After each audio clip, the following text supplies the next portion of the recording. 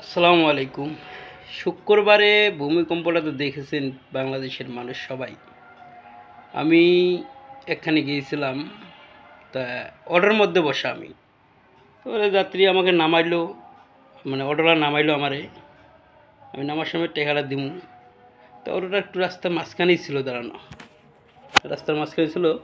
তো অটোওয়ালা, এখন আমি টেকা দিতেছি, তা অটোওয়ালার অটোর পিছন থেকে একটা মাইক্রো মানে কার হরেন বাজাইতেছে, পক পক পক পক পক পক করে।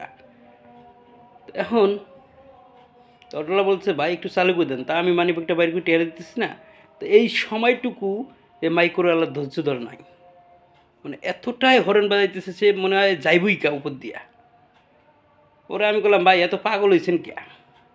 তা আমার কথার উত্তরে আমাকে প্রশ্ন করে কি বললো যে, এই মিয়া, হরেন বাজাইতেছি হে শুনে না? মানে যা তা গালি গ্লাস করলো বাপ মা তুলা অটোলারে। বললাম, ভাই শুনেন, দুই একটা সেকেন্ড আমি টেকাটা দিতেছি, ভাইটা হয়তো শুনেছে হরেন, সে টেকাটা নিয়ে টান দেব, তাই আপনার ধৈর্য হলো না। আর আপনি যদি এন থেকে সামনে যান আর যায় যদি গাড়িটা অ্যাক্সিডেন্ট করে দুনিয়া থেকে বিদায় হয়ে যান, তাহলে আপনার সমস্ত সময় পড়ে থাকবো না ভাই? থাকবো কিনা বলুন? তাই যদি এই দুই এক সেকেন্ড ধৈর্য না হয়, তাহলে আমরা কেমনে দুনিয়াদারি করব? এই দেখেন, শুক্রবারে যে ভূমিকম্পটা হলো, তাও মানুষের মনে ভয় নাই। সময়টা বেশি থাকুন, সময়টা দুনিয়াদারির সময় কিচ্ছু না, কিচ্ছু না। তাই সময় ব্যয় করলে আল্লাহর পক্ষে বাড়ি করুন, ভালো পথ আসবে।